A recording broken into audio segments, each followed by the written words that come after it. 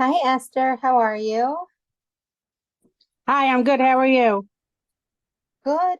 You know, Eh, um, it's been a tough week, but every week, and It's a tough especially one. when these tough things are going on, you also get so much insight and so much strength in your bitachon. And so it's like this, It's um, true.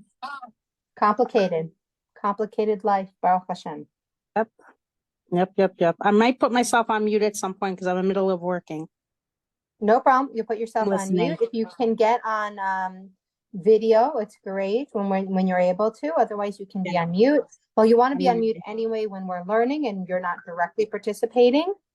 Um, you know, but how's everything else? Thank God, doing good. Can't Good. complain. Like you said, Excellent. day by day. Day by day. And it's I think one of the biggest challenges, and that's the name of the section we're starting with, which is one day at a time. But Hmm. I think one of the big challenges of now is being okay with the uncertainty. Like being okay with the uncertainty and trusting that, it's So here, things there's a will plan. continue to evolve. Yeah. Well, it will evolve. We just hope for the good. Right. What did I put the quote in the email today about the class? The quote was from Rabbi Jonathan Sachs that trust is, what was it here? Let me find it. It was a really good one. He said, trust is the belief that life is good and that whatever happens, ultimately the world is built on kindness. Yeah. Yeah. Where was that? From Jonathan Sachs, from Rabbi Where'd Jonathan you Sachs. put it? In the email today, that goes out to the email list. Are you not on my email list? I I am, think you but I are. got the class starts in 15 minutes. I got that one. So earlier this morning, I sent it out the other one. Oh, to come back. There it is. Yeah, got it. Okay. Yes. So, and then Thank also you. there's the values class on Tuesday if Thank you you. fill out the form and you want to join that. Amazing. I missed this email. I didn't see this one. Okay, amazing. Thank, Mm-hmm. thank you. Okay. So I know some people are running a little bit late. They went to get a cup of coffee. They'll be here. I saw someone come in, go out. We're gonna get started. Okay, so I'm Um, listening because I'm going to be working. okay, so put yourself on I mute. work on the computer, but I'm listening. Okay. We're starting on page 228. Let me just write down starting now. Okay, hold on. Starting. Okay. Okay. So there was once a pious man who would proclaim to his fellow people, People, is it conceivable that the Creator would demand of you to fulfill obligations of tomorrow or that which you are obligated to do afterward in a year or two from now? They replied, How would it be conceivable that he would demand from us to fulfill future obligations today when we don't know if we're even going to be alive when those days will happen? We don't know however, we can't be obligated in a certain amount of service in the present. Only when we reach the future time can we do that future thing. And so the pious man says to them, similarly, the Creator may be blessed as guaranteed your present sustenance for the present time. And in return, it's incumbent upon you to fulfill a set service of God. Just as he will never demand his service of you before its time, so too is it fitting that you have shame and refrain from asking for sustenance before its time arrives. Why then do I see you asking him for the sustenance of the years to come when you don't even know if you will live until then? Furthermore, you even ask that he give you in advance sustenance for your future wife and your future children to be who haven't been born yet. Additionally, do not merely ask for food, but you ask for food as well as other excess desires for those times that are not yet known to you. The future, even though you are not guaranteed to still be alive during those times. Not only do you not serve him in lieu of his guarantee to provide you in the future, you don't even make an accounting with yourself regarding to that which you have ignored in the service of God during the past, during which he did not neglect to provide for you fully with your sustenance. So this is a super important concept, I think, especially right now, where if we look first to the past, and it's much easier to see in the past, like, I'm here today, therefore, I was given all the sustenance I needed to survive every single day of my life until today. I was given the kindness of ways to get out of tough situations before. I was given all of the lessons that I learned and experiences that I had and things that I learned about myself and others. And who I am today is the sum of the gifts that I've been given up to this point. Every day I was woken up. Every day I was fed. Every day I was clothed. Every day I had shelter. Every day I had, you know, relationships that fulfilled or sustained me in my life. Every day in the past, I've been taken care of. And if I make an accounting with myself, can I say that I served God fully every day of my life in the past? Maybe, maybe not.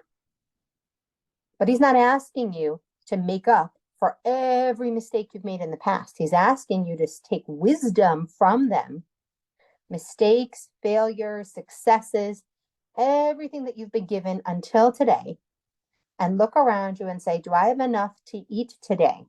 Do I have enough sustenance for the charity I need to give today?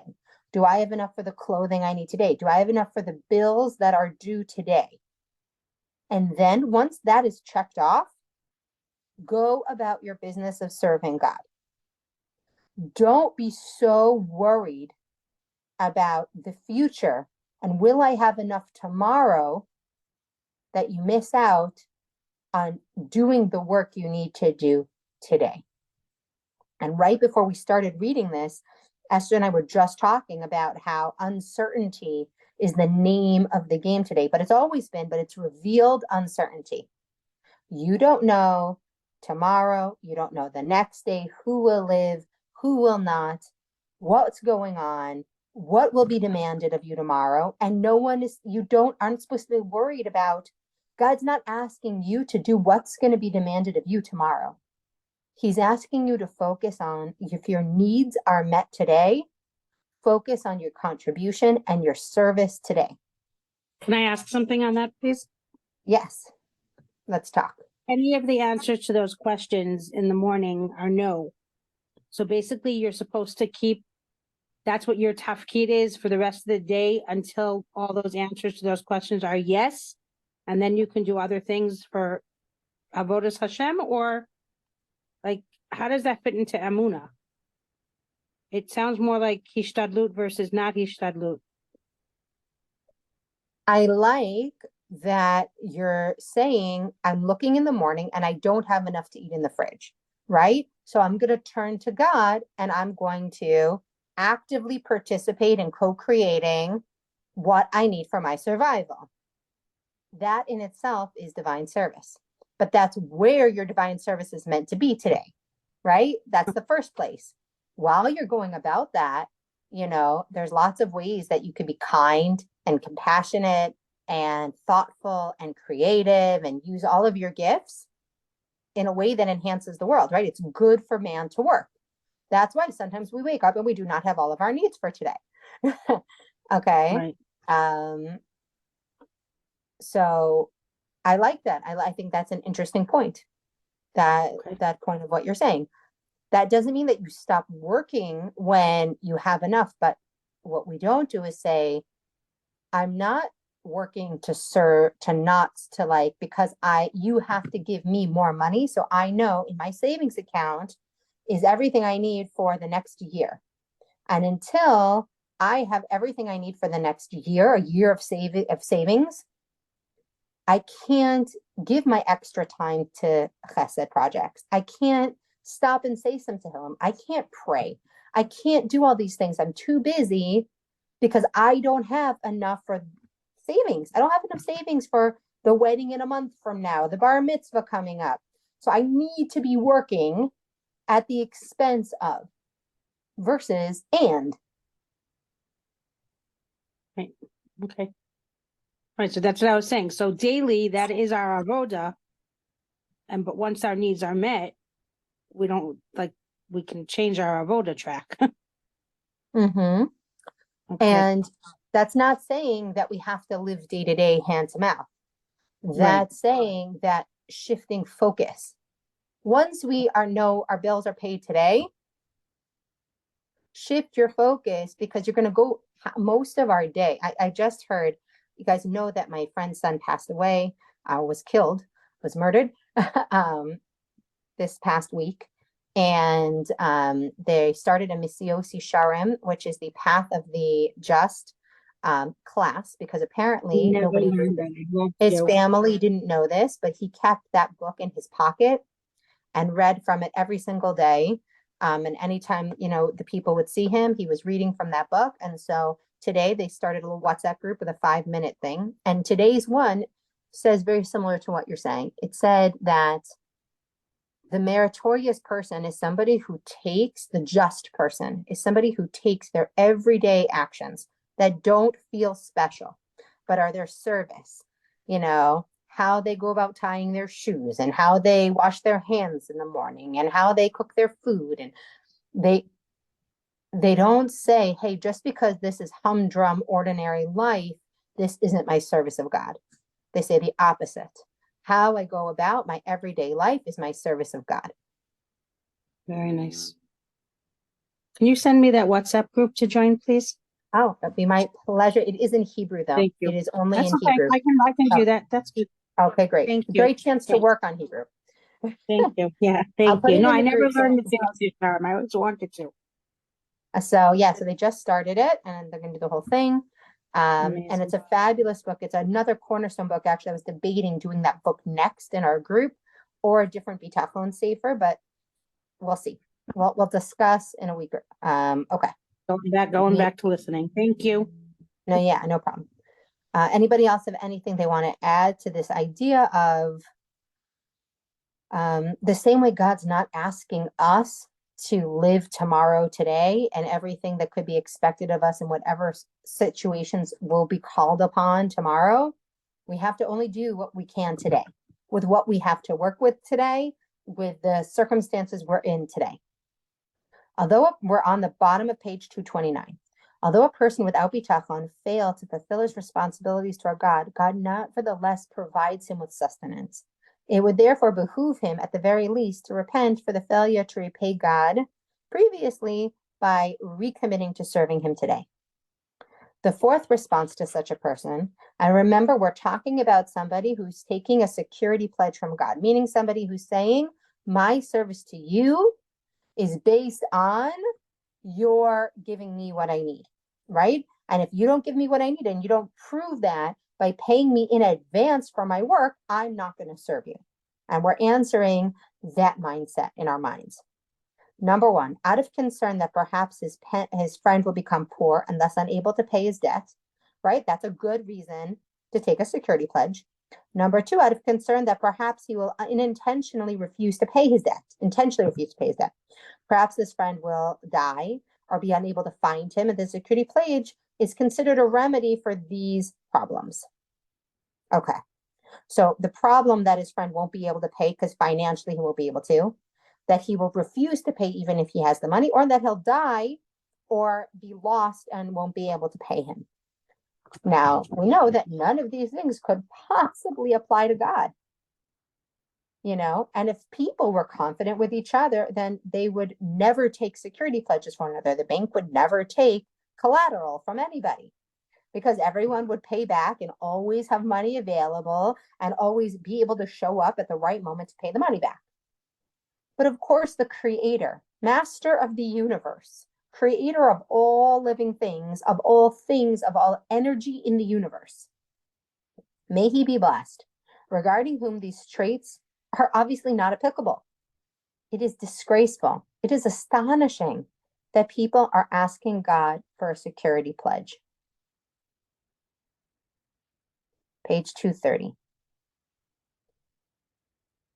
So let's review the idea of a security pledge. Now, the reason he's bringing this up here is because we deal with people on this level that there are people, and it's normal and it's good policy if you're going to make a big loan to somebody that you take collateral. It is policy. It is not a problem when you're dealing with a human being, because things can happen that are outside their control or inside their control, and that's life. You have to protect yourself. But we never have to protect ourselves against God, because we trust him.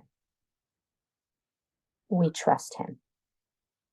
And especially today, with the, thinking about my son going into the army right after Pesach, do I have some proof that he is going to be okay? The proof is in my trust. The proof is in my trust. I don't need proof in advance that he's going to be okay. I have trust that God is going to return him to me whole, healthy, well taken care of. I know this because he's been returned to me every single day of his life until this day. And we can still say that even when we see, as we did this week, that my friend's son was returned to her, not in the state which she would have chosen.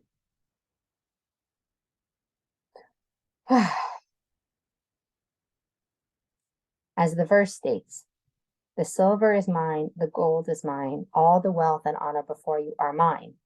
It makes no sense to take a security pledge for God by making efforts to amass wealth for your entire life. Instead, we should trust that God will provide for him when the time comes. The fifth response to such a person who is taking a security pledge from his friend, so he has peace of mind, since he plans on using the pledge as payment for the debt that's owed to him, or to benefit from it, or to sell it or swap it to use the money or object he receives in return for payment of the debt that is owed to him. However, the claim of a person who thinks he will have peace of mind from the worries of this world if the Creator gives him his needs in advance is false, because he cannot be confident that the money will remain in his possession, for a mishap might possibly happen to him that will separate him from it. What is this saying? So if you think that if I get a collateral from my friend, so I'm going to invest that collateral, right? That's what banks do. They get your money and they invest it, and they make money on your money while they're waiting for you to pay back your loan by using your collateral or the money in your bank account. And therefore they pay you a small amount of interest because they think they're going to make more money. Even if God would give us the guarantee that we will have, that today he gives me all the money I'm going to need for every single day of the rest of my life, there's no guarantee that it will stay with me. I could have it today, but then when I need it, it won't be there. I could lose it in the stock market. I could lose it in a bad real estate deal, right? And this is true of everything. When we have our health, there's no guarantee except your trust that you'll be healthy today, that you'll be healthy tomorrow, and that you'll be healthy to every single day that you were meant to be in this world. With money, there's no matter how much money you have today, you don't know how many days you have, and you don't know that the money will then still be with you on the day that you'll need it. The only guarantee you have that can give you peace of mind in times of uncertainty is going back to the 7 things that we believe about God. That he is good, that he only does good to us. That I'm just looking back for what page had that nice list of them on it. There we go.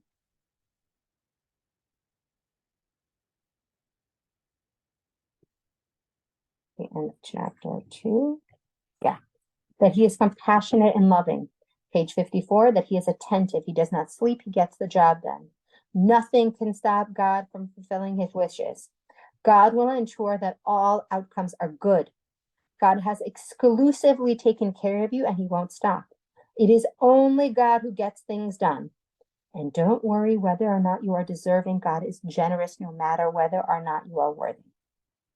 Those 7 qualities every single day are our guarantee for peace and calm in times of uncertainty. A person who has amassed great wealth is still not guaranteed peace of mind because it's possible he'll lose his money. Furthermore, as the author continues, even if he holds on to his wealth, it is possible that he will not have peace of mind. That which they claim regarding peace of mind will have when they obtain the riches of the world that they desire is a false claim. It is foolish for people to seek this because it's possible the riches themselves will be the cause of their trouble and grief. A person who increases possessions increases worry. As the Mishnah attests, a person's wealth can be the cause of his stress. Even if he does not lose his money, it is foolish to think that he will have peace of mind as a result. You speak to people who have great wealth. If they don't have bitachon, they could be constantly terrified about losing their company or how they're going to pay their employees. Or bitachon is the secret sauce to no matter how much you're having, being abundant and being wealthy. Page 231, we're finishing the page. The 6th response to such a person who's taking a security pledge is as follows. If the person is taking the security pledge from his friend, and he's sure that his friend will repay the debt before it's due, and would even pay him double the amount that he owes him in return for waiting as a kindness towards him, he would certainly never take the security pledge from him. Just like we are speaking of the Creator, may he be blessed, we know of his good conduct with us, that when we give 10% of our miser, he pays us 90. His abundant kindness to us recently and in the past, that he repays us for our acts of charity and service with a reward in the next world as well, which cannot even be grasped by human intellect or articulated. As it is written, no eye had ever seen God besides yours. What is prepared for he who what awaits you? Since God's kindness to us is unlimited, it is even more of a disgrace that we ask for a security pledge from him. The 7th response to such a person who takes a security pledge from his friend, only takes the pledge as he is able to supply his friend with merchandise that corresponds to the value of the security pledge. So if you're making a loan of merchandise or money, obviously the security pledge should be equal or less than the amount that you're giving him. However, a person who takes a security pledge from the Creator may be blessed by requesting God's kindness in advance of fulfilling his privileges and obligations towards him, does not have the capability to repay with the service of God. He is not assured that he will be able to repay his old debts. All the more so he can't be sure that he will be able to pay back new debts. For even a righteous man would not be able to repay God for the good that he has bestowed upon him, were it not for God helping him. So this is a really interesting idea. In the Tanya, it talks about how sometimes the evil inclination within us is so strong that it's stronger even than our good inclination. And the only way we would really be able to overcome it is through prayer and asking for God to give us supernatural powers to overcome this craving, this desire, this impulse to make a mistake or to do something that we know is wrong, but we feel driven by fear or by, uncertainty or by a lack of status, whatever it is that's driving us, or a need for love, whatever it is, and we're going to do something wrong.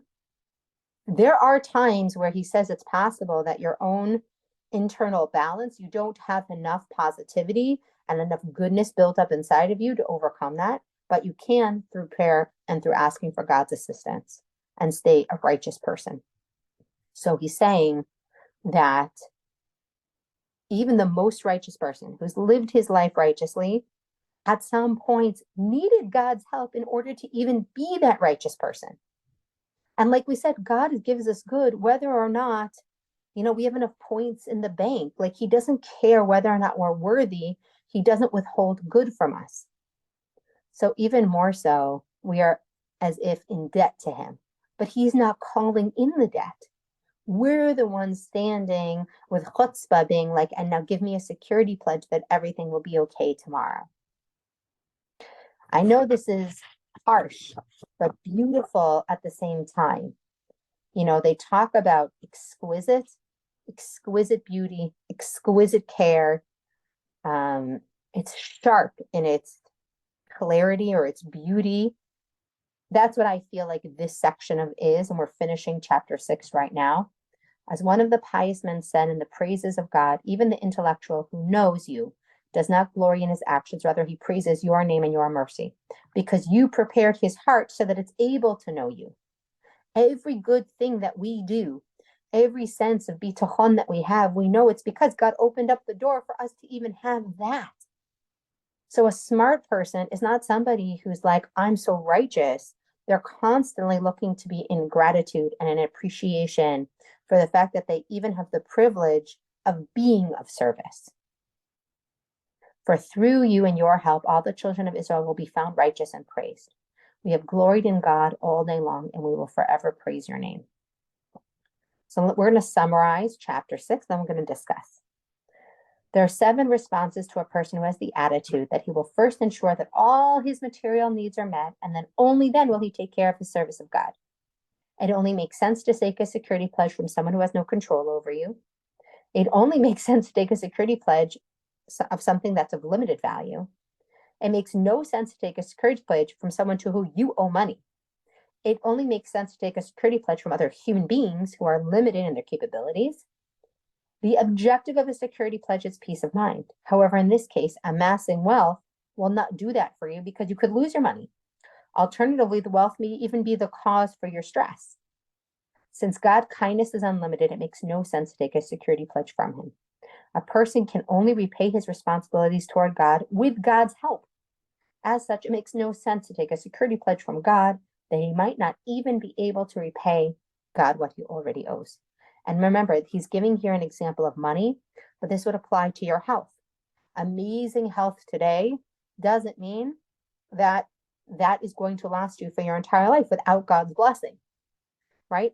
Being in the best shape of your life could mean that you go rock climbing, and that would be when you would fall, right? Like it could even be the reason why something bad would happen to you. The only way we don't think like that is because we trust. We trust that we're being taken care of, and we are going to be taken care of for every single day that we have the privilege of being of service here. And that the day that we move to only being the recipient and not being of service is the day we die. And then we don't cease to exist. We cease from being of service and contribution in the world to only being on the receiving end of the good, the same way we were on the receiving end of good every single day we were alive.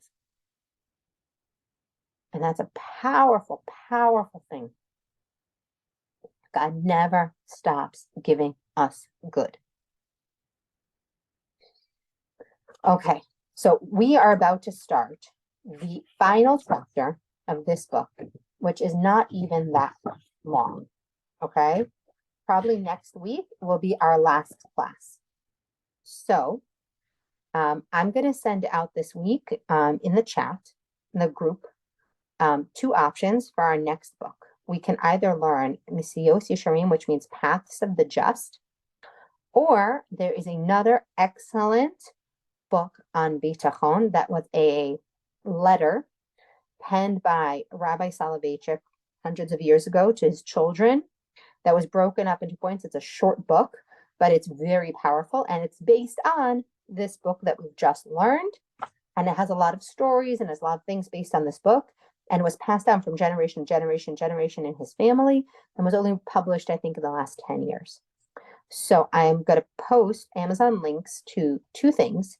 And over the next week, while we finish this, we are going to decide what book we're going to do next. And then we're going to take another week and do the appendices of this book, which are excellent. And that'll give us a week, 2 weeks for everybody to buy the next book that we're going to be doing together and make sure that you can get it. Okay, let's discuss chapter 6. This idea of taking a security pledge, which we know is because we treat other people like that, could be in our mindset, and we could think that we should treat God like that. And we went through all of the reasons why we have to clear that from our mind when it comes to all areas of our life, right? Just because we're married today doesn't mean we'll have a great marriage tomorrow if we don't look to be of service. With money, if we have enough money today, we need to look how we're going to be of service and trust that we'll be provided also with our needs in the future. With our health, with our spirituality and our observant. We can't say, hey, I'm not going to work on myself in any area until I know that all my physical needs are met. We constantly need to be creating provisions also for the world to come. Questions, thoughts, comments, something that inspired you today or hit you, or a story that this brought up for you?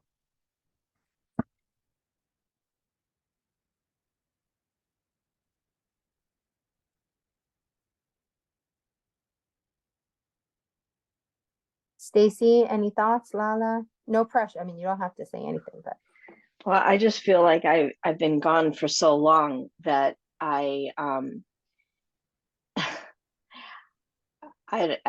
didn't want to say anything because I feel like I'm kind of a sidebar right now in the class.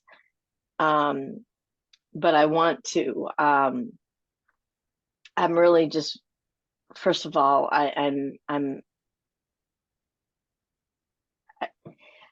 heard you say about your friend's son, mm-hmm. and I was just davening for him again yesterday, so I didn't know. What, is he okay? Is he? No, he passed. He did.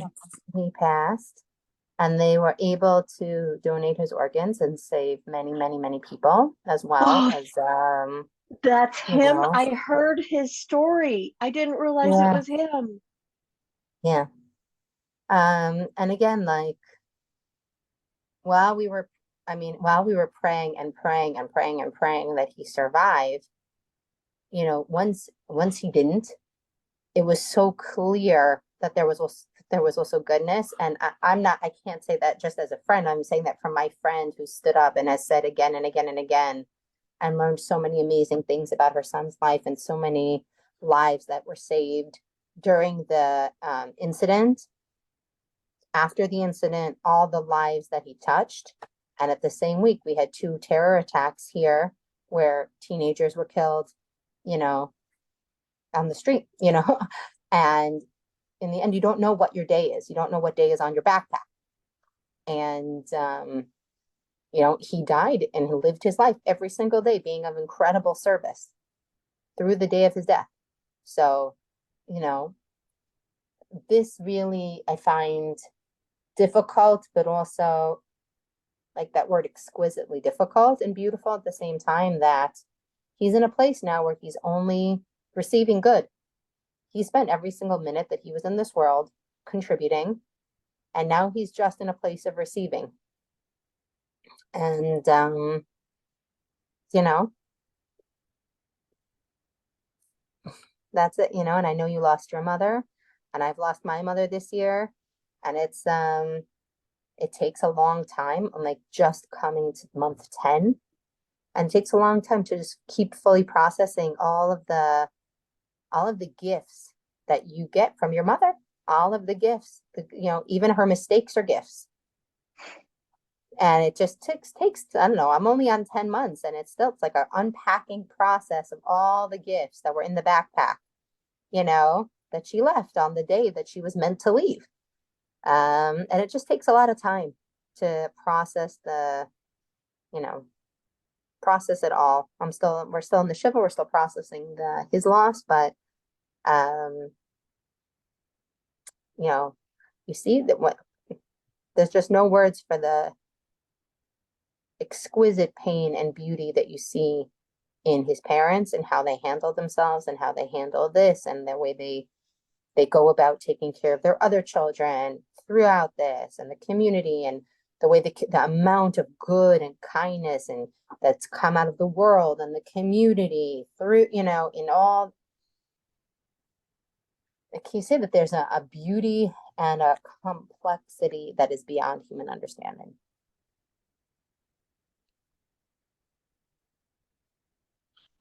I'm so sorry. Yeah, me too. Um, Me too. But at the same time, his unit's back already. We saw them. Some of them came out for the funeral. Some we saw at the hospital. They're already back, and they're already saving lives and working on bringing our hostages home and serving. So we got to, just keep our prayers going for them. And today we're learning in the Aliyah for Oz Ben Varda Devora. And I'd love to also for your mother. What's your mother's name? Gilana Chaviva Bas Avram Yosef. Ilana Chaviva Bas Abraham Yosef. And it should be because now they're only in a place of receiving. So this should add to their, all their stockpile of good that will continue to come their way. Amen. And that's, it's a hard but beautiful thought. Yeah. But I think Indeed. this is also relevant in the small things. Like, yes, of course, it's relevant in these really big life or death things, but it's also very relevant in the small things. I know a lot of people right now are very uncertain about their financial future, the economy and the war, and when am I getting paid? And gosh, I'm certainly not going to be in a place of saving right now, or should I be in a place of saving, or should I be in a place of less spending? How many people right now are worried about their health that I'm putting off going to the doctor? There's too much going on. There's too much uncertainty. I have to take care of myself. How am I managing my stress in all of these situations? And we can't ask for tomorrow's health and tomorrow's paycheck today. We gotta do what we're supposed to do throughout the day to take care of our mental and physical health and work at our job or send out a resume. But then what am I doing to contribute with the rest of my time? Am I spending the time frozen in worry and fear? Or we all have, plenty of actual time in the day. The question is, do we have energy and capability and time simultaneously? Yeah, so true. So true. So it's continuing to work on that positive mindset, on our self-command of what we're going to, grounding, commanding ourselves to go from lost in our thoughts to grounding into our bodies, so that we can access the energy and vitality that we have to do anything that's good, whether it's cleaning your house or taking a shower or taking a walk or drinking water or eating some nutritious food or, sending learning Torah like we're doing right now, or, going and visiting somebody else or writing a letter or checking on a friend. It's our day-to-day activities that we're doing, but are we doing them from a place of like, rote? Are we doing them or a place of fear or a place of contribution because, hey, I'm okay right now and I'll be okay tomorrow? And I think it's very hard in the uncertainty of today. There's that human instinct to want to take a security pledge. Prove to me that I'm going to be okay tomorrow and then I'll not worry. Right. Versus look at the amazingness of the creator. And I personally have to remind myself of this when it comes to politics. Every time someone around me starts a conversation about politics, I want to Totally. Because I don't like anything anyone has to say. And I'm like, I just keep repeating those 7 things. No politician can stop God's will from being done. Everything that's going to happen is going to end up being for the good. And he already gave us the security pledge that the Messiah is going to come. And he gave us the security pledge that he is going to provide for us for every day that it says on our backpack that we don't know that we're going to be alive. So he actually already clearly promised that to us. And he promised the Jewish people in the text straight out, we get Israel. So those things are for sure. He's already promised it. So I have to keep reinforcing my bitachon so that I can be calm when all the talking heads are talking or people are repeating what the talking heads are saying. Yes. So true. Because it drives me crazy. And I'm like, and then I feel the pain in my neck come back. Like, yeah. Oh. So true. Oh my God.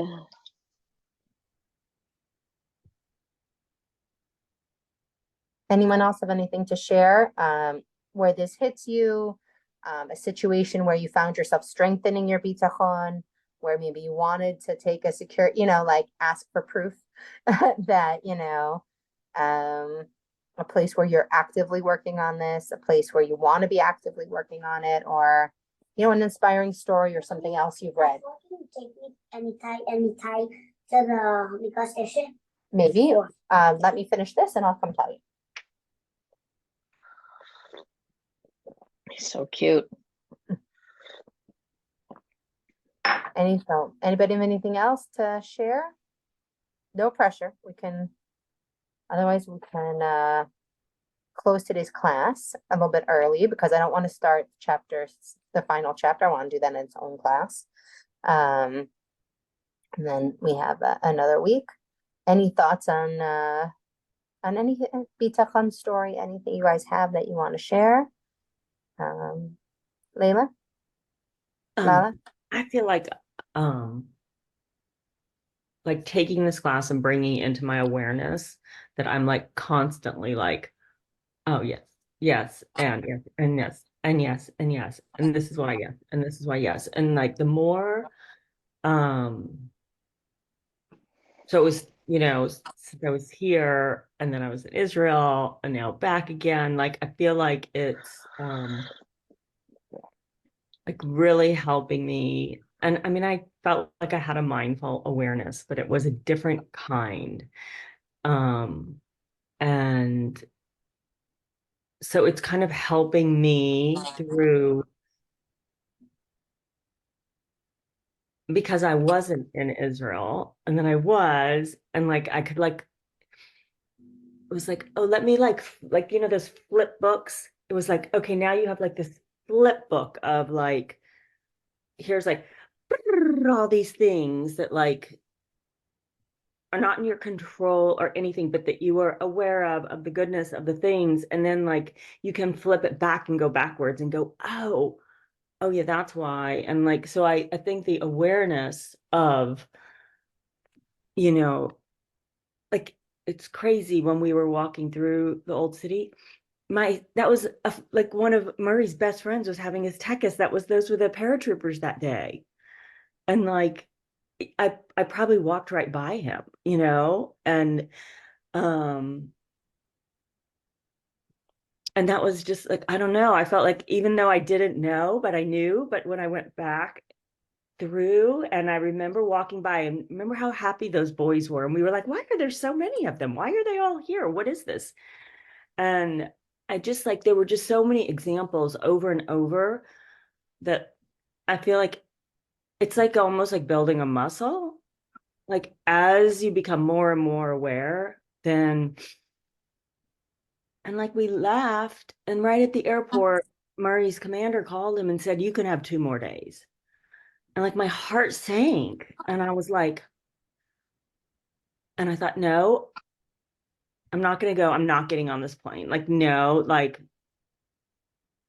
whatever. He ended up getting like sick again. It was crazy. But the whole thing, I was like, okay, this is just the same. It's not like, it's the same. It's for good. He can go back to his kibbutz. He gets another 2 days. They're not with me, but it's good because he ended up being sick and, he had 2 more days off. And like my husband just told me when I went downstairs to grab coffee, he's like, well, he's the property of of the IDF. It's not like we can stay when he goes back. And I'm like, and the whole time in my mind, I'm like, no, he's the property of God. He's like I was just thinking, like my brain was already like, I feel like it takes a lot of practice and a lot of practice when time is good and when you're sitting in these good states, so that as the harder ones come up, you can go, okay, I might not see it now, but I'm going to see it, and I mean, for when you're, in Israel, it's like every day is 10 days a year, it feels like, but I feel like so much happened, like I'm sure it could be a psychological look at, family dynamic, we were all together and there was so much really trying hard things as a family to be together, but like there was just so much and so much goodness as a family being together, but each individual standing out. And I feel like this has really helped, that I have to just keep going in this, like building this muscle that I see it in a different perspective. Because not that anything has changed per se between my children and arguing and their who's getting this and all of that, but the way I see it, I feel very different about it. It's like it's much more peaceful. It's not, it has taken a lot of control and pressure off of me because it's never mine to begin with. You know, and Yeah. and I think I thought of myself as a very aware person, but really bringing this into my awareness, I was very aware in my personal actions, deeds, and my physicality and that sort of thing, but not like in the bigger picture of things or in other people and the controlling part of it. And I think I think it takes a lot to build. It takes a lot, but also very little, like at the same time to build this. Just to And Lala saw me like right before this happened and gave me a beautiful like pen for my journal this week and a beautiful charm for my water bottle. And every time I had to take it to all these difficult things and all these places, and it was with me. And so you don't know when your little action that, like you said, is a small thing, it's not a hard thing, is going to be something that then's going to impact somebody else at exactly the moment that they're going to really need that extra hug or that extra magic when they're journaling about something difficult. It was already provided before I needed it. But I didn't know that I was being provided what I needed before I needed it. So you guys met up? Yeah, well, she was in Israel like a week ago. That feels like a year ago. I know. Wow. So yeah, I would love to do the same. I am hoping to come to Israel. I got my passport a couple weeks ago, and you know, I'm getting closer to getting a job. So I figure I'm gonna try to weave it in and say, you know, I'm going away for a week or whatever. So yeah, I would love to see you, Lily. I would love For to. sure. I would love it. And I would also like to go down south. I have not been, and I've heard mixed things that some of the residents don't want people coming down and others do. So I don't You can know. talk to Lala, whose husband arranged a tour off class, and be in touch. And then also other organizations that, you know, are doing it with sensitivity and how they're going about doing it. Okay. Esther, any final thoughts to share today? No, You're on mute. you're on mute. You're on mute. I said, no, just taking it all in. I have a lot to work on and just realize that what we do every day that we think is rote, we have to realize that it's not. And we have to put just spiritualness into it and appreciate every second and every activity, no matter how mundane it seems, and realize that at that time it's a privilege. And no matter how mundane and how great, that it's a privilege.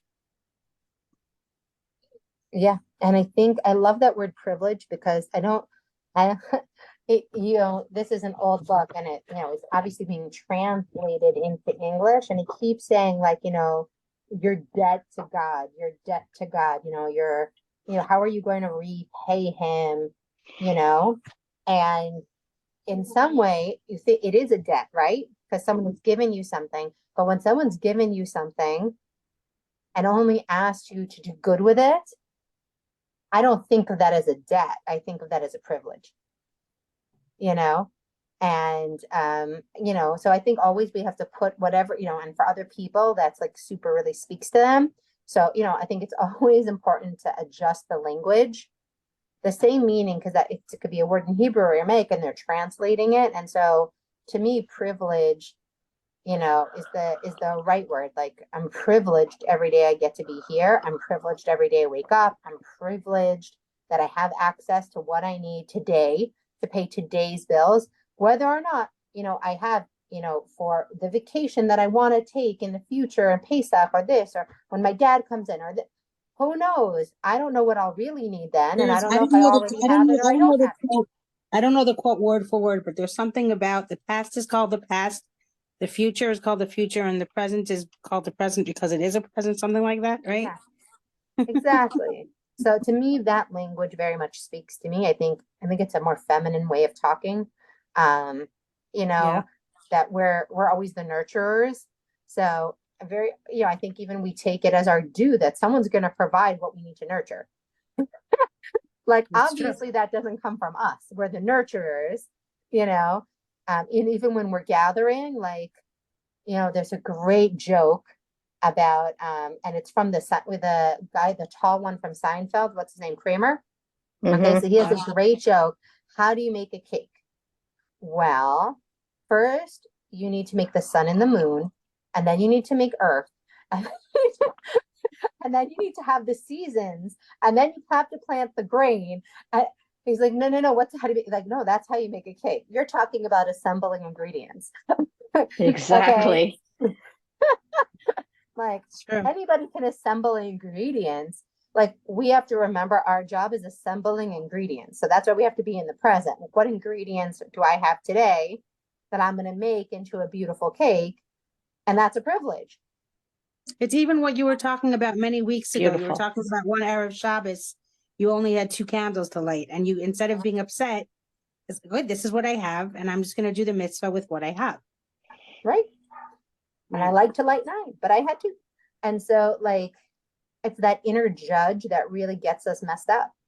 This is good. See, This in is bad. the past, if that had happened to me, I would have been like, why weren't you prepared properly? Why didn't you sit down and make a shopping list? Why didn't you, or I would have been questioning myself so many times. And now things happen and I'm not perfect. I still question, but I stop myself. It used to just be on and on. Now I can stop and say, no, don't question. This is how it's supposed to be. You did your best. Hopefully you did your best.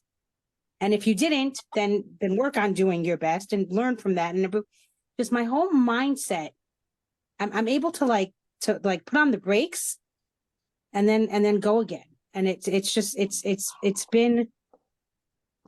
just totally has changed so much in my head. Amazing.